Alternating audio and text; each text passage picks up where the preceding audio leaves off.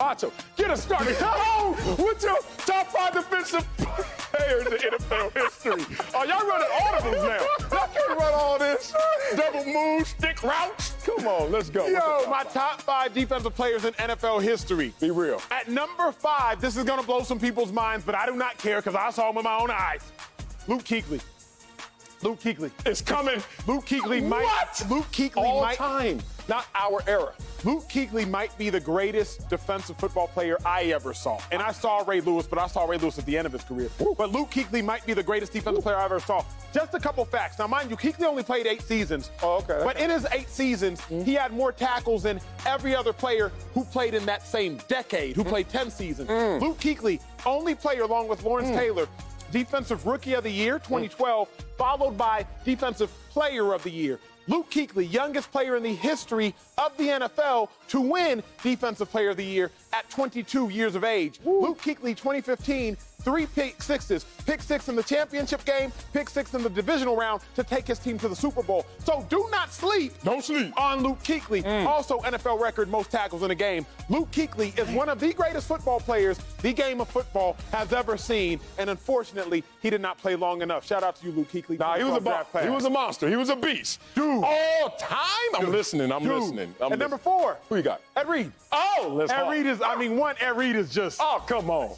his name is Ed Come Reed. on. Ball hawk, dude, Yes. everything, Super Bowl Yes. champion, Yes. multiple-time Hall of Fame, Yes. multiple-time Pro Bowler, multiple-time All-Pro, and in the Hall of Fame. Yeah.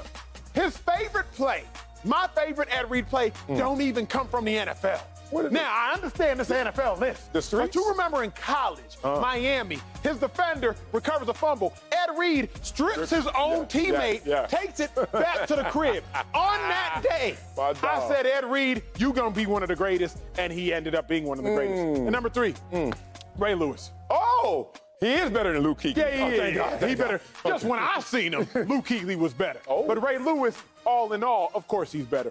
Ray Lewis, 2 Super Bowls. Ray Lewis, one of the greatest dances. But in all honesty, when I saw Ray Lewis win that Super Bowl in his last year, that is what told me, hey, this dude a dude. Remember, I believe he tore his tricep, ends up coming back, playing in the Super Bowl. Good 2-time defensive MVP, to me, the greatest linebacker to ever play the game. I understand Dick Butkus, but to me, Ray Lewis is the greatest linebacker to ever play the game. Luke Kuechly's just the greatest one I've ever seen, but I will always and forever respect that man, Ray. Yeah, that CBD oil before it was CBD oil. Yes, something. At number 2, LT.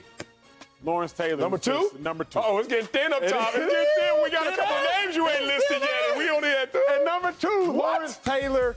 Y'all know what it is. Defensive Player of the Year, Defensive Rookie of the Year, out there breaking dudes' legs. I mean, had the fear of everybody and their mama when he stepped onto the football field. I do not believe they were recording sacks during Lawrence Taylor's rookie season. I believe that came in his sophomore season. But Lawrence Taylor, an absolute stud. And if we're being honest, he is the most intimidating defender I believe the game of football has ever seen.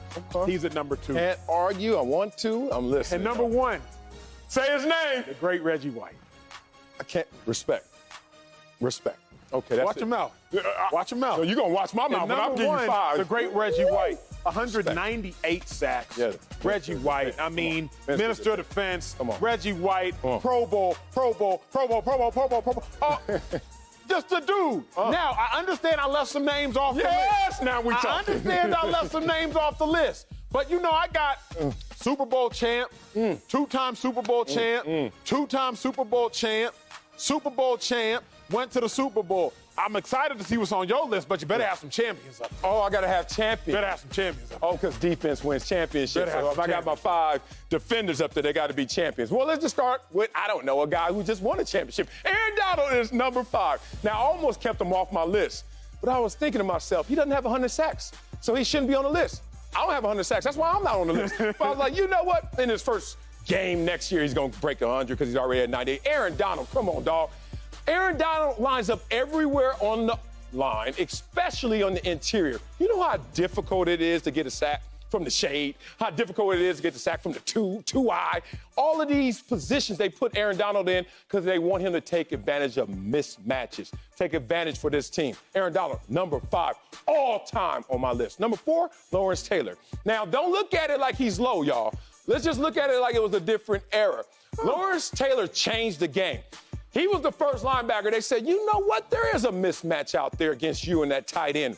Rushing the passer. Going against that running back, rushing the passer. Not saying that's an easy road, but it's an easier road to the quarterback. But Lawrence Taylor took full advantage of it. You already read down his accolades and the stats, but you know now these top three going to be a little different nice, than yours. Nasty. Number 3. Let's go. Reggie White. Got to give respect to Reggie White. Don't think he's too low again, Acho. Reggie White was a monster. Monster. I remember we played Reggie White up in Toronto, and I remember looking up and sizing him up. I was like, he's not that tall. And then I was like, he's not that big. I mean, he's big, not that big. And then I saw him hump people. And I realized it don't matter how big the book is, boy, because this guy was next level. Reggie White, top 3 all time. Number 2. Now, talking about my heart. I almost had him number 1, but I didn't want my bias to take fully over my pick. So I went with Bruce Smith at number 2. Bruce Smith. Everybody's saying, like, where's Bruce Smith? You know who has the most sacks in NFL history? Bruce Smith. You want to know who has the most tackles on the defensive line in NFL history? Bruce Smith, and he played in a 3-4, which is a run defense. Hold on. He has the most sacks in NFL history playing in a run defense. Bruce! I don't know why he's not on your list, but we're going to argue in a second. Number 1, come on, man. Let's go to swag. Let's go swag it out. That's the problem. This the problem? Put his name up there and say it's a problem. Deion Sanders. Dude had 21 chains on when he got drafted. You knew he was going to be special. Played his entire career. Everywhere he went, you talking about championships, they followed where Deion Sanders went. Deion Sanders, not only the way he carried himself, but the way he shut down the field. I love all of these other guys on this list.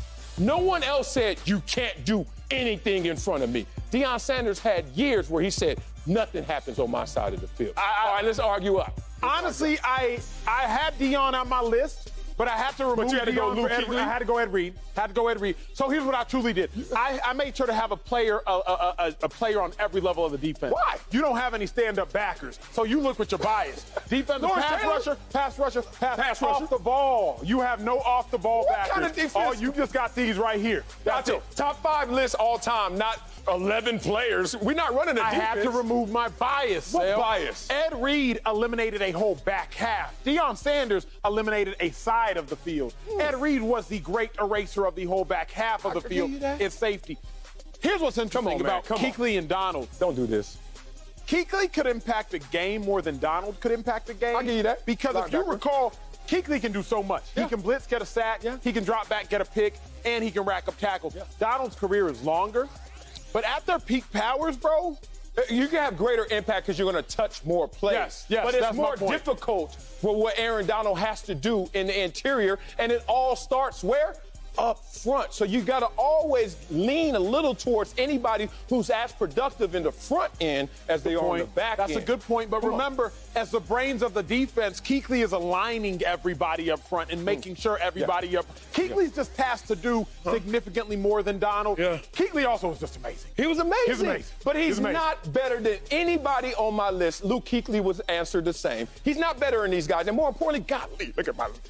All I got, I'm running a 4-1. Everybody on the line, and then we gonna have Deion in the middle. Why is Bruce better than Reggie White? Oh, God. You can't just tell me the 2 sacks make the difference. No, it's not the 2 sacks. I think Reggie was a better pass rusher. You could say that, and then you'll be wrong. Here's the thing. I saw it with my own eyes. Reggie White had a speed to power and a speed to power hump, speed to power rip inside all of that. He had more moves than Bruce, sir. But Bruce moved all up and down that line. In a defense, think about this. How many offensive linemen typically? 5. Then sometimes you put the tight end 6. 6, yes, sir. 7. Yep. He played in a 3-4 for like 18 years. You know what that means? Every play, double team Bruce. That's just the base play. Oh, Bruce is really getting off today. Let's triple team Bruce. He had to do that for most of his career in a much more difficult defense without the same amount of teammate success next to him. Reggie White was playing with dough. I think my overall problem with your list, you can't have a cornerback at number 1 regardless of who the cornerback is, because the cornerback is limited. A cornerback literally might not make a tackle all game just because he's on one side of the field sitting right here doing nothing. At least all of these players have to make contact on every snap. Great point. Deion, he can go a whole quarter just doing this without touching anybody. I just can't have a cornerback at number 1 because their impact is marginal comparatively. Okay, let's go back to what football is in its principles. It's a game of skill, but it's a greater game of will. We are trying to move human beings against their will amongst this acreage, right? So Deion just basically says, oh, I'm going to cover up this half acre over here. And more importantly, no matter what you want to do, you're not willing to do it on me, in front of me. Deion Sanders played the game better than anybody else on that list.